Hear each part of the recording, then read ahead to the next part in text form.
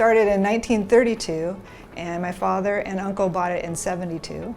I started in 1982. The controller actually walked out of General Sheet Metal, and my dad called and asked me if I wanted the position because he knew I'd been doing bookkeeping on the side. I took it. When I started here, we had 17 people. Currently today, we are 230 employees, a revenue of about 50 million. Mechanical is our bread and butter on one side. We fabricate for ourselves and others. We've been doing that for as long as I've been here. We picked up architectural sheet metal back in 2008 as a way to diversify with the economy. Architectural gives us a different marketplace with different artistic licenses that we can take and expand and challenge ourselves a little farther out of the box. I started here working the mechanical side and had the opportunity to move to the architectural side, was an installer, project manager, and now shop foreman. The difference between mechanical and architectural is significant. They have a little longer lead time, more ability to plan. They're in the early stages roughing in the buildings, so their coordination is a bit different. For us, we're the tail end of the job. We're putting the outside on the building, we're putting the trim on, the coping, all of that. So we're close to done, or the building is close to done when we show up. So our work is figured out a few days in advance. I get orders and I get 5 days to turn it around and get it back out.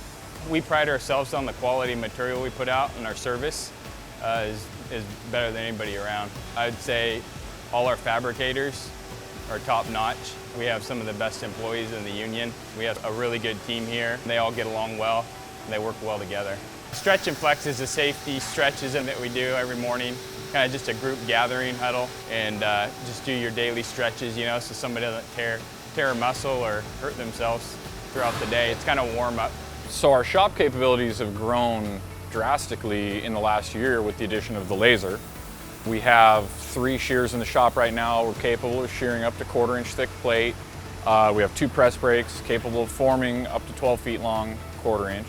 I have 2 auto brakes in my shop for light gauge sheet metal work up to 14 gauge thickness. We do aluminum composite material panel work here.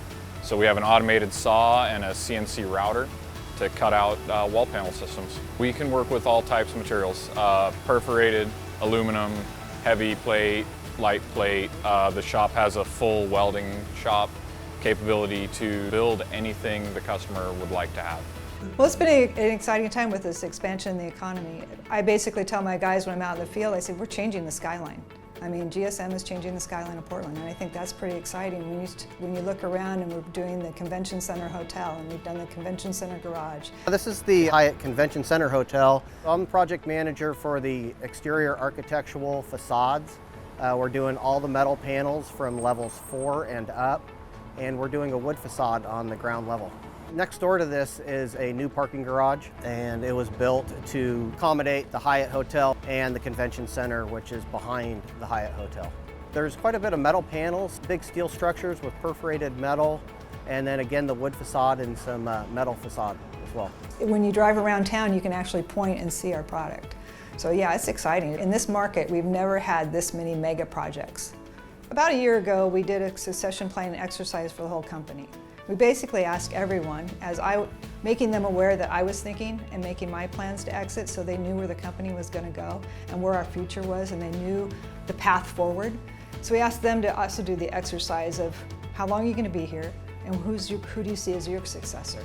My daughter, Ashley, was ready to take over in probably 10 to 15 years, and we're working towards that. So it's a very open plan where people see me stepping back and Ashley taking more of a leadership role every day. Ashley has been a project manager. We brought her in from the field just recently, and she's special initiatives. So any of our new initiatives, and she's basically building the company from the ground up again, so that when she takes over, she knows the roots of where everything lies. Well, GSM has definitely grown quite a bit over the past few years, and with that, as we've grown, kind of our processes and procedures get lost. My role is kind of evaluating those processes and try to reel things back in and get a little bit more efficient in how we do things.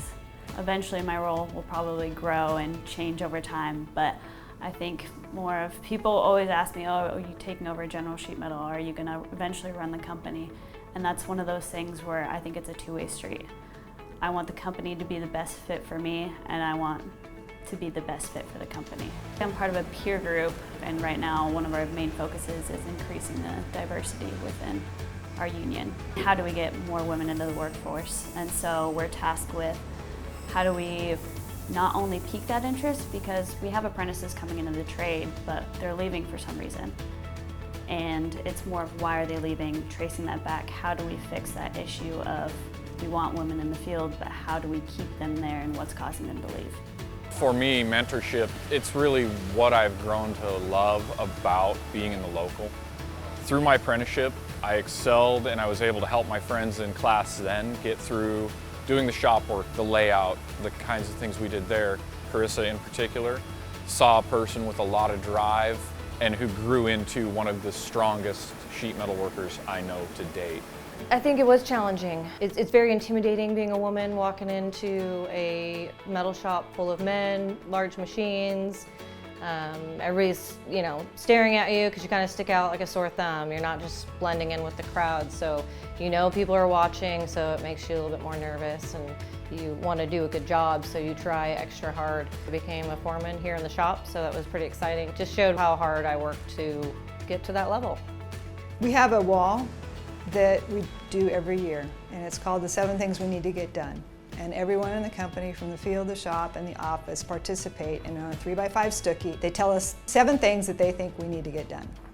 And we post it on the wall, and as we're working on those, we identify them and we move them down the wall as we're doing it, done, and we're not doing it, and we give them a reason why. That way everyone feels like they have a voice, and I think that's important. It's interesting what shows up on the wall. Things like an essay for the coil line, or new arc welders, things that I wouldn't know that I can bring up and try to instigate or move forward. We also have a chef that's been here for 2 years. And because of the lack of food opportunities in the area, Ashley and I were cooking our own meals and thought that it would be kind of cool if we could bring in our own chef. And he provides breakfast and lunch and dinner to take home on a weekly basis, 5 days a week.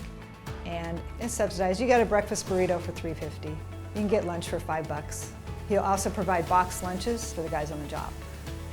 What I've been doing is introducing them to new foods by way of taking classics that they already know and putting a little bit more of a modern spin on it. It's been interesting with offering the food and watching the guys engage in not only the different offerings that Travis comes up with, quinoa or farro, but also watching their health and even them acknowledging the health benefits of having better food.